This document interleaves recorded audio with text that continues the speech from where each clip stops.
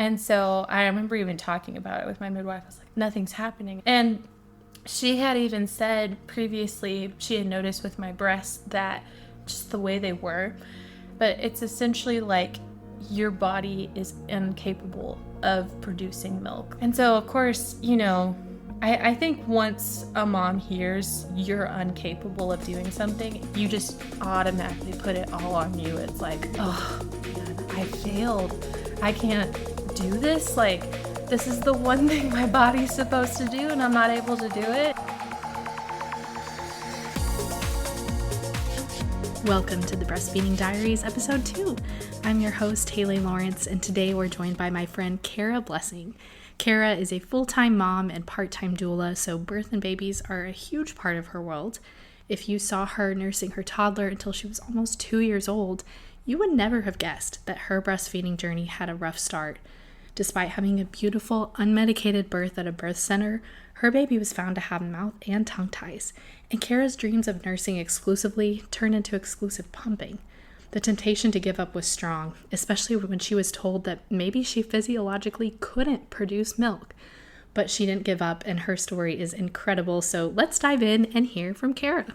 Let's actually start in the present. Usually I go back, but I want to start in the present because I didn't know. Yeah. Have you weaned Amelia yet, or are you still breastfeeding? Yeah. Well, she kind of almost weaned herself. Like, she wasn't fully weaned, but it got to the point where she was so big and just doing her thing, and which it just felt kind of like the right timing. And so I think she was done in January, early January is when she kind of decided she was done. And it was like a few of it was me encouraging it at some point, because it was like, okay, you've already like stopped for 2 days. I don't want to start again and like make this kind of a weird transition. And so we kind of just distracted her and kept her in that like, yeah, keep playing, keep doing this, keep, doing what you normally do. But she just kind of, I think she just got so big that it was like, I don't really need this. She'll be 2 April 29th is her birthday. So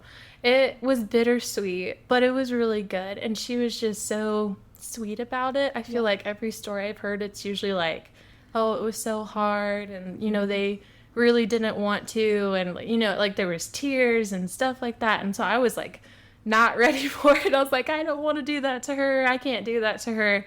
But I think it was just God's timing too. Mm-hmm. Like he was just preparing us for this next one. So I was like, if we kind of start getting some signs that maybe she's ready and like maybe ready to be a big sister, then I'll feel more comfortable and like, okay, let's try. And so like not long after, probably a few weeks, is when she started like, I don't really care. Right. Yeah. So, yeah. Okay, so I already know your in-laws side, obviously. Like your mother-in-law is a doula, has many children, so I kind of know a little bit about her side. But let's go back to your family. What was it like growing up? What was breastfeeding like? Was it something that your family and aunts and sisters and cousins did, or was it something that wasn't talked about? Well, so my mom, I think, kind of broke the norms, because I think her growing up, formula was the normal. Like, it was very, like, you formula fed your babies, and it wasn't because they couldn't breastfeed. It was just like, oh, that's what people are doing, so that's what we do. And I think my mom, out of her family, was like the first one who was like, why? Like, why are we formula feeding when there's all these studies saying like breastfeeding's so good for babies and it's free? All these, there's so many benefits. And so she was kind of confused. And so she finally was like, well, I think, I'm going to give it a try. And, if it doesn't work out, then I can do it. I guess, formula. She didn't have a whole lot of support, just being like, yeah, you should do it. In the 90s. Give it yeah. Okay. And so, and it wasn't like her family was like, oh, you shouldn't breastfeed. That's weird or, taboo or anything like that. But I think it was more just kind of like whatever. Like they didn't necessarily care to support, but they weren't going to like bash her for it either. Right. So it was just kind of like, you're on your own, like whatever you decide. And so I'm the youngest of 4. So I never really got to like see her breastfeed besides, she breastfed me. Yeah. But from what I understand, like she just let us nurse on demand. She did what her body told her to do. All of us, yeah. And she did it, I think we were all different ages. She did it whenever we were ready to be done, is what she told me. But I think we were all pretty close to when we stopped. And so, but she was like, I loved it. It was so sweet and special. And like, it was my time with y'all. Like, you just get to bond. And she's always been a huge supporter of breastfeeding. And I'm very fortunate that also even my birth team was very supportive. Like, I know a lot of women who their doctors are just automatically like, formula. And it's like, I didn't want that. I thankfully had a midwife who was like, you know what, we have donor's milk, we have this, so even if you're struggling or you need help, like, we have these. And I had sisters too that were also breastfeeding and able to help me while my supply was still working on growing and stuff. And so that's just a huge blessing in itself, having a community that's like, let me help you feed your child the way you want to feed them. And it's like, that was just a major blessing in itself. So you had a midwife, you were doing the birth center. Yeah. How did that go?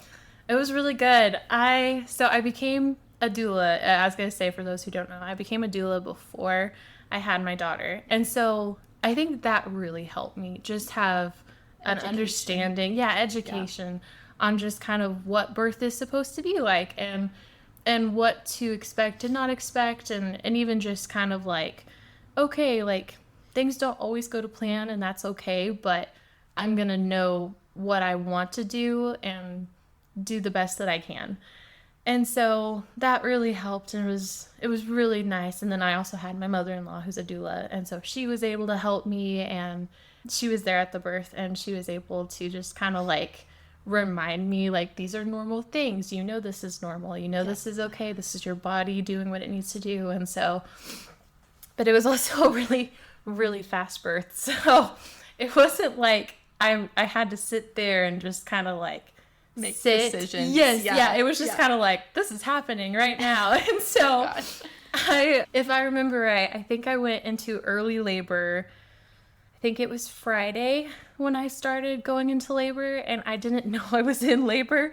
I just kind of was doing my thing and going about my day, and I was like, I feel a little crampy, but I'm okay. You know, this is probably just practice labor, is what I kept telling myself. Yeah. And so, you know, I think I had lost my mucus plug too. And so I was like, okay, but this could be, you know, today or a week. You know, you never know with the mucus plug. And so I just kind of like, just kept doing my thing, like not really paying attention to it. And then my husband got home from work later. I think it was kind of closer to dinner time. So I think 5:30-ish. And that's when it started to kind of pick up. And I was like, no, this is still probably just early labor, if anything. Because I was just so comfortable, which I'm so thankful for. I was so comfortable that the active labor, I was like, this is probably the early labor. And so I even called my mother-in-law, and she was like, it just sounds like you're in early labor. Yeah. And in my head, I remember being like, oh man, I'm in trouble. This is early labor. I'm not doing good. And so I think maybe 20 minutes goes by, and I'm like, you know, on hands and knees, swaying, doing all this stuff. And I was like, there's just no way this is early. Contractions? I wasn't. I was just kind of ignoring it. But I was just like, well, like, there's just no way this is early labor. Like, I'm focusing. I'm having back labor. I'm needing to close my eyes to just even think. Yeah. And so my husband called his mom and was like, are you in town by chance, just to come like check on her? And she was. And so she came and checked on me, and she's like, you're definitely in active labor. And I was like, praise God. I needed to hear that, because it was already just a huge relief of like, okay, this isn't me just panicking and like not able to handle this. It's like, okay, I was actually doing this. I'm doing this. Yeah. And so we hopped in the shower. I think we had to wait like 20-30 minutes before we went to the birth center. And then we got when we got to the birth center, I think it was 12:30, something like that. And she was born at 3:04. So it was very fast, very quick. I don't know what it's called. I'm blanking on it. but my body was starting to physically push the fetal ejection. Yes. Yeah, I had that with with my second. And so I started to push at like 6 centimeters, and I was just like, I'm not doing this. This is just my body. Yeah. And so they kept telling me, they're like, you can't push. Like, you're going to swell. You got to wait. You got to wait till you're closer. And so I was like, but I'm not. I was like, this is just happening. And so I think she broke my water and it jumped me to 8 centimeters. Yeah. And then it was really crazy. I didn't know this was an uncommon thing for first moms, but she actually was like, I could fold your cervix back and you just push till you get to 10. And I did not know that was an uncommon thing. I knew about it because I've seen it with other moms, but I didn't know that was like no, most first-time moms don't do that. You did like exercise or prep, or just I did your mental prep? Like, what do you think made it so smooth for your body to just know what to do? I think the biggest thing was honestly mentally. I was so at peace and calm and knew like my body's doing what it needs to do. This is normal. I love that. And so I think that was the biggest help, but we did do like stretches and stuff to teach my body to physically relax when I felt pressure and stuff like that. It just brings the whole thing so much more peaceful and at ease, and you're not stressed. And so I definitely think mentally though was the biggest thing, just being comfortable and knowing like this is normal, this is okay. And so you finally get to a 10, push her out, and then she's there. Yeah. And then did you have like golden hours, skin to skin, all that stuff? It was so sweet.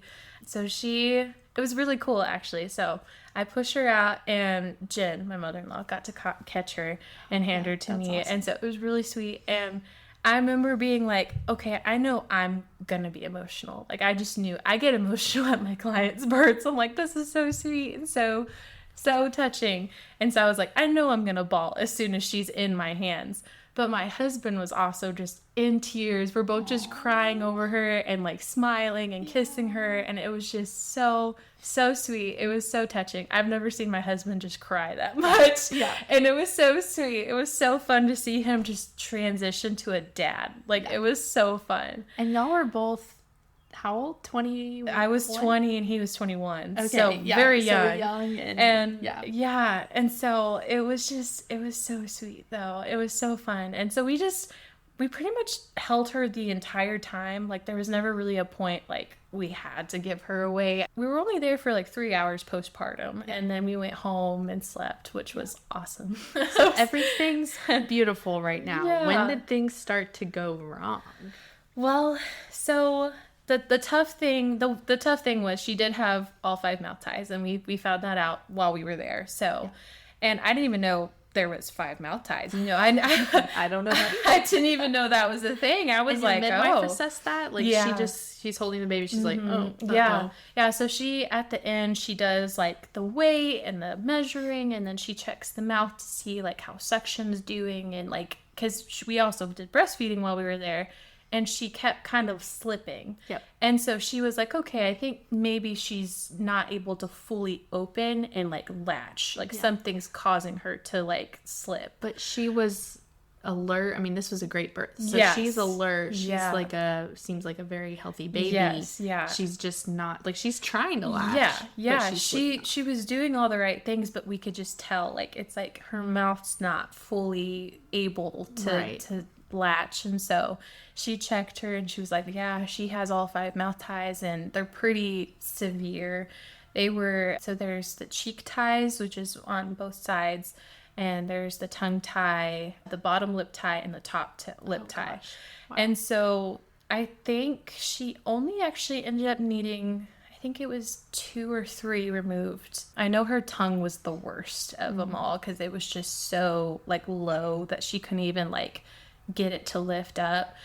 And so it was very severe, and at this point we didn't know my supply was going to be a struggle or a problem or anything. And so, but they sent us home with donor's milk, which was a huge blessing. It was so nice. And so she was like, well, just go home and, you know, sleep for as long as she lets you, then you need to start trying to feed and do all the things. And so of course we also weren't really planning on like pumping or anything. Like my brain was like, oh, I'm just gonna nurse. Like that's just what I'm gonna do. And so we didn't even have a pump. We didn't have anything. And I was just like, okay, this is a lot because it's 3 a.m. Yeah. And we got to figure all this stuff out and all the things. And he couldn't leave me because, you know, he needs to stay with me and the baby. And so we're very thankful we have so many family and friends in town. And so I ended up contacting my sister-in-law because she had a pump. And I was like, is there any way I can just borrow it? And she was like, oh, you can have it, you know, like so right off the bat you're going home knowing her latch is bad, going, we have to pump. There was no, it wasn't a couple of days of trying. It was just right away like this, her latch is just too, exactly, it was too severe. She was just like, there's no way. I even asked, I was like, is there a way I could do like a nipple shield or anything like that? And she was just like, she can't even like fully, it's too much for her. And it's going to be more stressful for the both of you. And so she was like, I think like pumping in a bottle is your best solution right now. Mm-hmm. And so I ended up taking her to Dr. Posey, a chiropractor here. Mm-hmm. And she actually taught me some stretches to actually help kind of release them and make them looser before she had her surgery on her mouth. And so that, I think, definitely did help with kind of prepping her and getting her ready for that. And was she latching on a bottle and doing like a little bit every 3 hours? Like, was it, other than that, it seemed like she was normal, or was she having trouble with the bottles too? No, so she actually did really good with the bottles, and I was kind of worried that transition from a bottle to nipple would be really weird because it's like, okay, bottles, even though it's like the newborn flow, it's like, it's still so different. It's still different. And so I was worried it would be like a battle of like, oh, she's not going to want to switch because she's so used to a bottle, and then it's going to be hard because it's going to make her want to just have an easier time eating than having to work for it. And so, but she did good with the bottle. She did really good. So you got the pump. Yeah. So we start pumping, in which I knew like, okay, it's going to be very small amounts at first. Like, I guess there's the colostrum, and then once the colostrum passes, like it still takes some time to build up. So I was just kind of like, okay, like, you know, I'm going to be patient. I'm going to do what I can. So drinking all the fluids I could, eating all the food I could. And so we start doing what I can and just giving her that donor's milk, really. And then, you know, my midwife, she has the postpartum visits, and she kind of checks in on breastfeeding, like, oh, how much are you getting in a bottle and how much this? And so, you know, she started kind of noticing like it's still really low and it should have been like getting higher and bigger and larger amounts. And so she was like, you know, maybe we need to start trying, you know, some little tinctures or cookies or whatever, you know, like all the, how many all ounces things.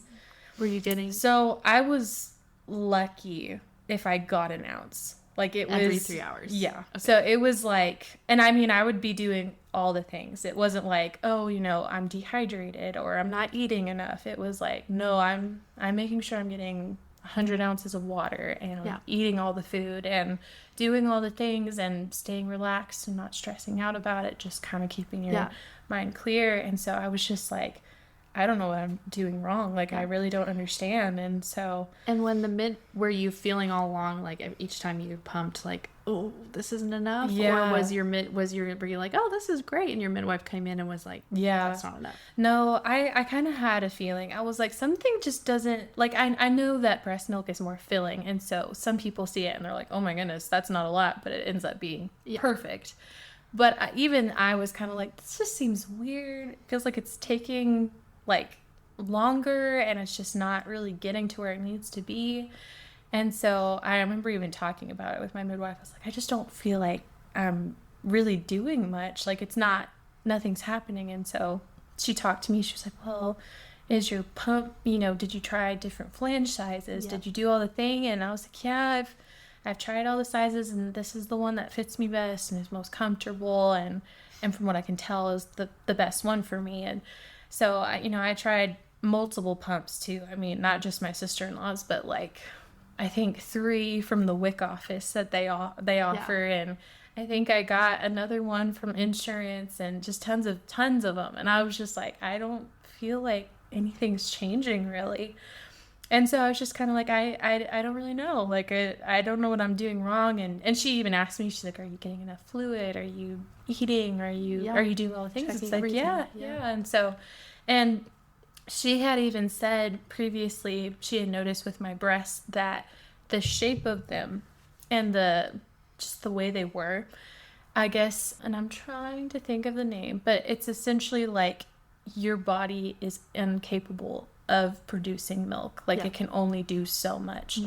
And so she was like, I honestly think that's what you have. I don't think you are going to be able to feed her on your own, because I think your body's just physically not able to do that. And that was devastating. Like, I remember just being like, that was such a priority to me. It's not that like, oh, I don't want to have to pay for formula or things like that. It was just like, oh, I really wanted that bond and that experience. And that's just such an important thing to me. And I just really cared about that.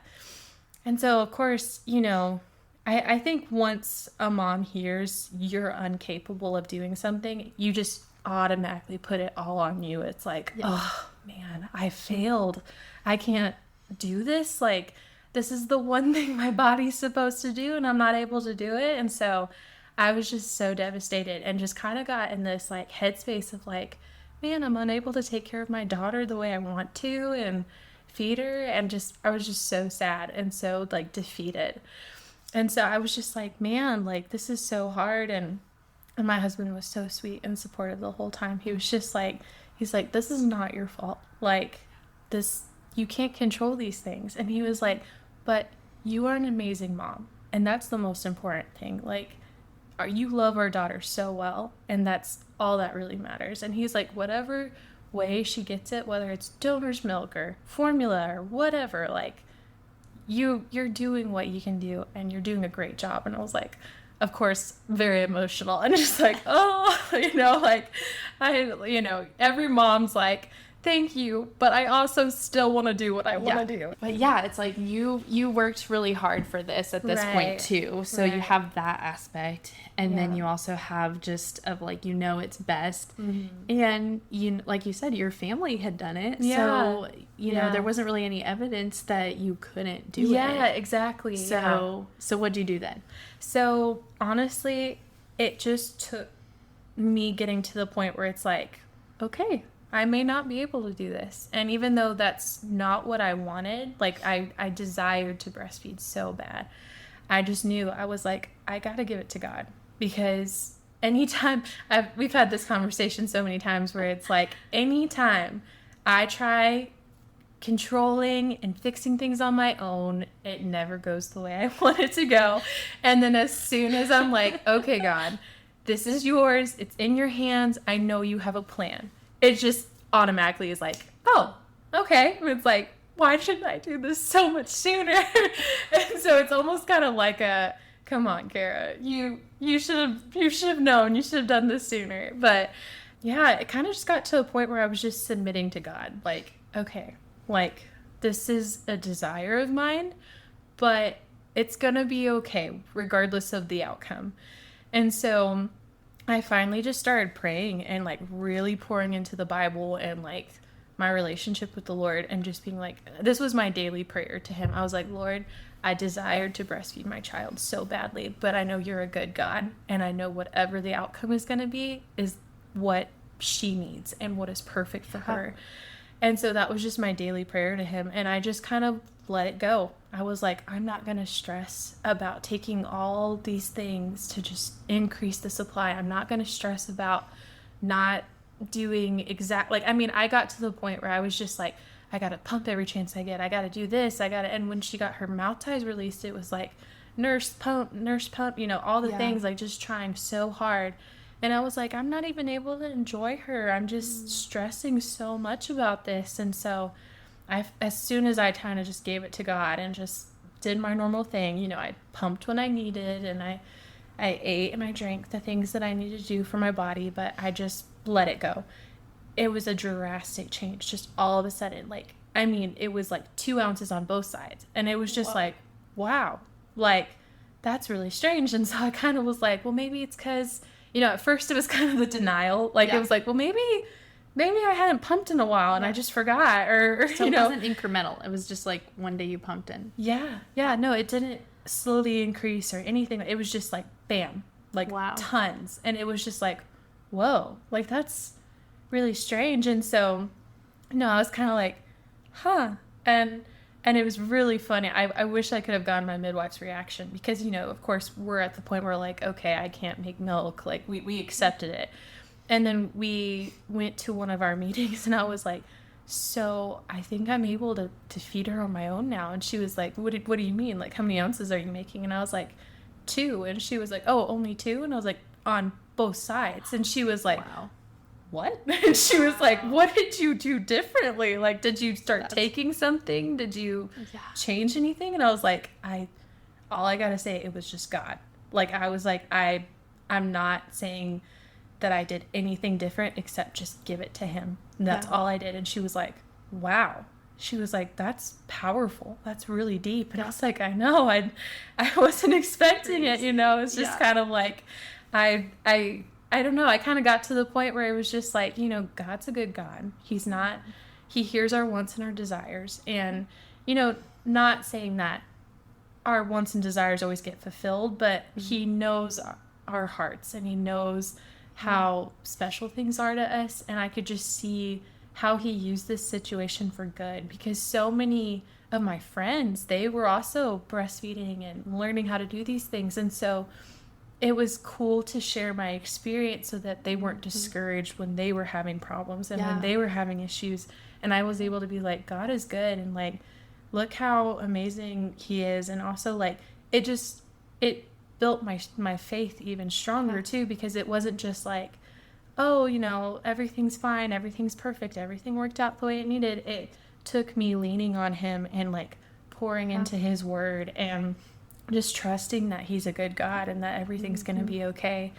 And so, and since your birth story went so good too, it's like, you know, you're trying to be a doula, you're trying to help other moms. Right. But you have this amazing birth story that was like, not that you didn't overcome something, because obviously that's still, its birth is huge. Right. Yeah. But it would be like, well, your birth was easy. Yeah. So what do you know? Exactly. But then it's like, oh, let me tell you about, you know, pumping and flange sizing, all these things. Like, you learned so much. Exactly. Yeah. So how old was she at that point then? Let's see. I think she was a little over a month when things finally started to pick up. So, I mean, it had been... So did you start nursing her then? Once you realized, okay, I've got 2 ounces on each side, I'm good. So did you just kind of set aside the pump and start nursing? Yeah, so I think... Well, it was actually really funny because, so I started nursing and we did all the things. I actually went to also a lactation consultant, and she was awesome because she's just this really strong Christian lady who's like, so encouraging and sweet, which I also recommend to all my clients. I'm like, hey, even if you're doing great, it's also nice just to have that support and that knowledge. And so she was able to give me a lot of peace of mind because she would weigh her and, you know, do all the things and make sure she's still doing good, and being able to educate me too, and being like, you know, just because she's so skinny, she was a skinny baby. And so of course people see her and they're like, are you sure you're feeding her enough? Yeah. But of course, it helped having the knowledge of, oh, well, she's skinny, but she's tall. Like, she's a tall baby. And so she's just getting her milk that way. And and it's not like she's, you know, lethargic or, you know, losing weight. She was doing all kinds of good. But of course, when people don't know and they already hear you're struggling, they're automatically like, oh, I don't know, maybe you should switch and maybe you should do this. Yeah. And so I did have people kind of, you know, they kind of gave me that doubtful, like, are you sure things really increase? Like, maybe you're just kind of wanting that to happen. And it's like, no, like, I let it go. I accepted it. But I switched to pretty much just straight breastfeeding for the most part. Every once in a while would pump, especially, like, when I started to kind of get back into doula stuff, because it was like, okay, I really do have to pump. I've been at a birth for this many hours, and so that was an experience in itself too, because it was like, you know, telling my clients, it's like, so I am happy to work with you, but I am going to pump, and I do have to sit and pump. And so that was a fun experience in itself, just like bonding over that, as weird as it sounds. And just being like firm on like, this is what I'm going to need to do, instead of being like, I need to give up and give formula or give up on being a doula. It's like you were able to do both. Getting into that like 6 to 12 months, did she ever like bite you? Was she starting solids and like milk goes down? Like, did you face those challenges, or was it pretty smooth? Yeah. So I think kind of around the point where she started solids and eating more, it did get to the point where I got worried, where it's like, oh no, is my supply going to drop? Am I not going to be able to feed her? Am I going to have to, there's those kind of worries and those lies from the enemy, where of course he's going to try to sneak in and be like, oh, well, you're just not going to do as good anymore. Yeah. And so I did start pumping more kind of around that point, where like I was like, maybe she's not getting enough, and just to have extra stash just in case. And but then I just remember the Lord being like, you're okay. It's okay. Like, this is normal. Like, this is what your body's supposed to do. It makes less the more they don't need. And so I'm like, okay. And the fat content changes. Right. Yeah. So many things. The body's just time for them to learn how to eat. Exactly. So and good. There's so many things. It's so funny. Breast milk is just so cool. Like, it has so many things that are like it helps the baby when they're sick, and it is just, I mean, it's so fatty, even when it's just, something like this, like that amount, and you're just like, that doesn't seem like a lot, but they're good, they're happy, they're getting what they need. And so, but the Lord again kind of just was like, this is good, your body's doing what it needs to do, it's okay. So it's like, okay. And so I kind of had to put away the pump again and just be like, all right, like, I gotta get this out of the room and out of my mind, and just know that I'm capable of doing this. And she didn't really bite, really. She had a lot of teeth from an early age. I was worried. I was like, oh no, she's not gonna know how to work these and start chomping down. Yeah. But I think the only time she really bit me was when she was sick and she couldn't breathe. And so there was that like, and like they would try to take a breath while they're nursing, and then she would bite down because she just couldn't breathe. Yeah. And so that was really the only time I struggled with biting, and I was never like, just like, oh, like, oh no, this is starting. And at least from my experience, I think they bite when there's not as much milk coming out. Right, yeah. And so, like, I noticed that more with my boys. Like, either it's the very, very end of the day when there's maybe not as much milk. But she was also she was such a cuddler. Like, I think that made it so bittersweet when she stopped, that it was just like, oh, our time of just cuddling and, like, getting to hold you and stuff. And then she got big, and it's just like, see ya, Mom. So like so you got to 12 months. At that point, was it just like, oh yay, we did it? Or was it like, I didn't think we were going to make it this far? Yeah. And was it a little bit of like, well, we overcame so much, so like, I'm not going to give it up yet. Yeah.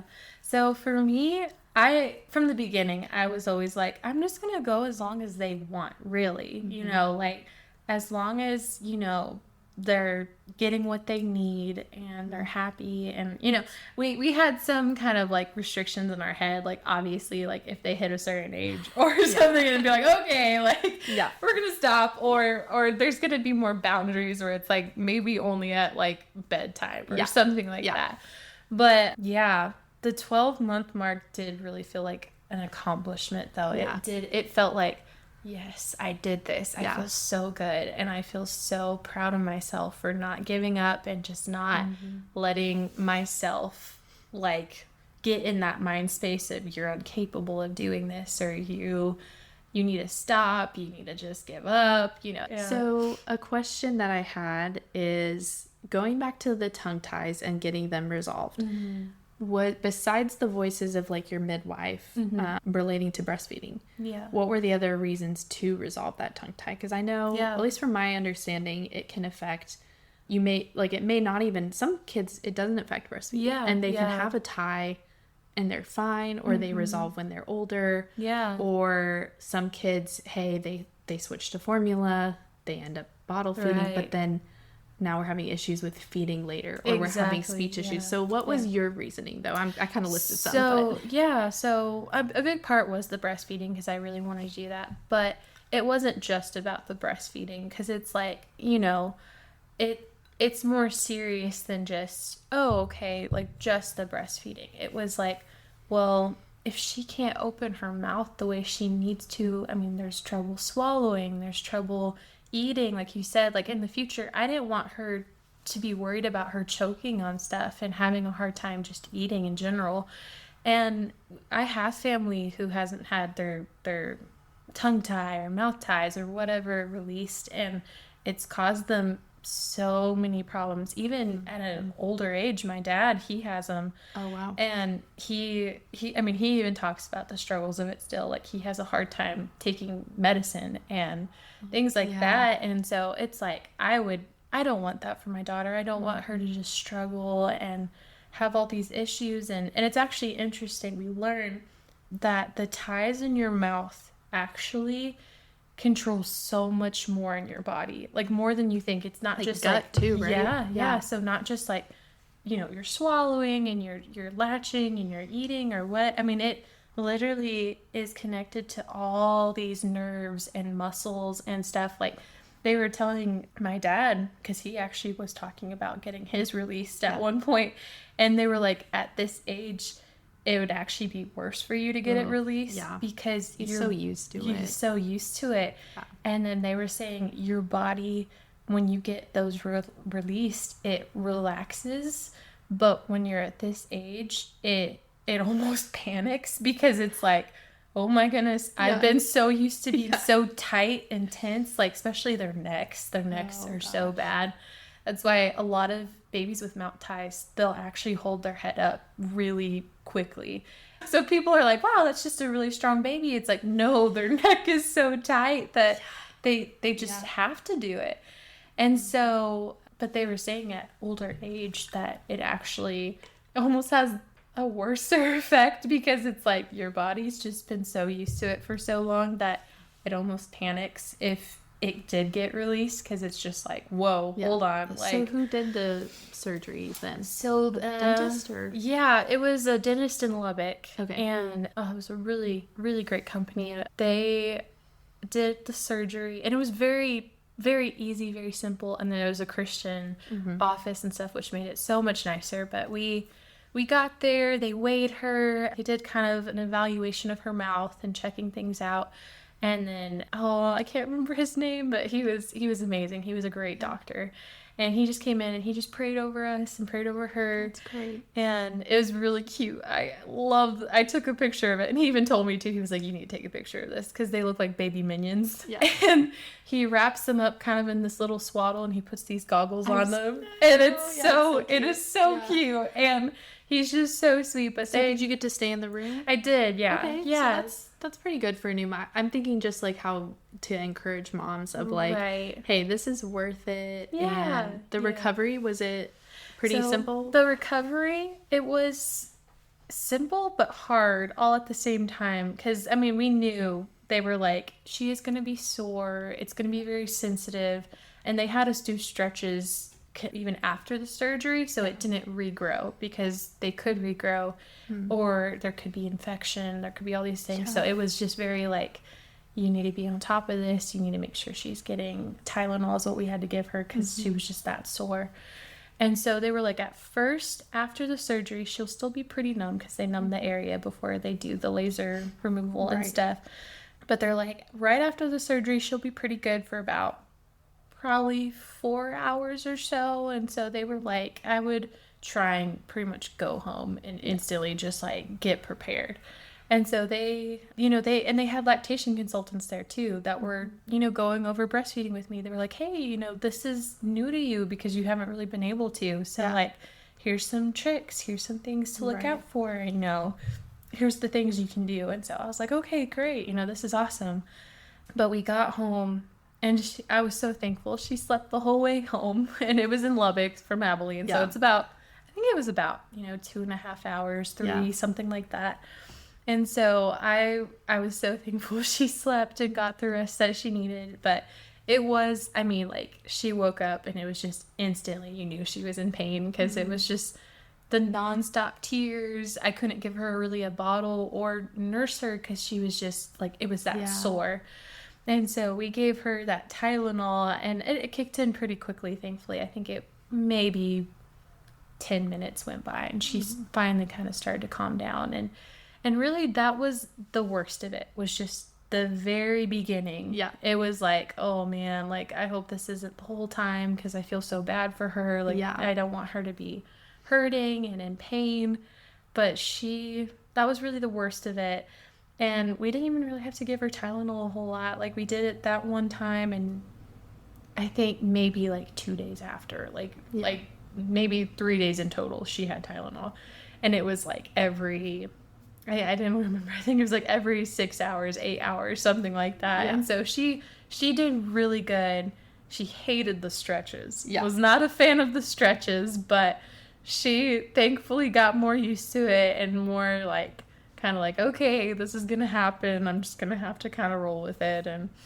But she honestly was such an amazing baby. So I was like, the Lord just really blessed us with a good birth, a good baby. And even though the breastfeeding story was kind of all over the place, like, he gave me such a good daughter to, like, make it such easy time to do the battle, I guess is what I always call it, of fighting to breastfeed and fighting to get a supply and all the things. And so I was like, man, it's so easy to do for her, though, because she's just so perfect and so sweet and so happy. I love that so much. And maybe the second one will, like, be a whole different story, and I'll be like, wow, I understand the newborn trenches and stuff. But I don't know. I just love little baby stage. It's one of my favorites. It's just like, oh, the newborn scrunches and their cheeks and just everything about it. It's like, I don't know how people want to be out of this stage. I'm like, can you just stay in this stage for a little bit, and then, you know, eventually we can move on. But I just love it. It's so fun, and she's just such a good girl that it made it so much easier and more worth it. Thank you, Kara, for sharing your amazing story. I have shared Kara's story with so many moms who hit that low point and they wanted to give up, because hearing from her told me that it is possible. Please share this episode, follow us on Instagram, and if you have any stories to share, email us at breastfeedingdiaries@gmail.com. We'll see you next time.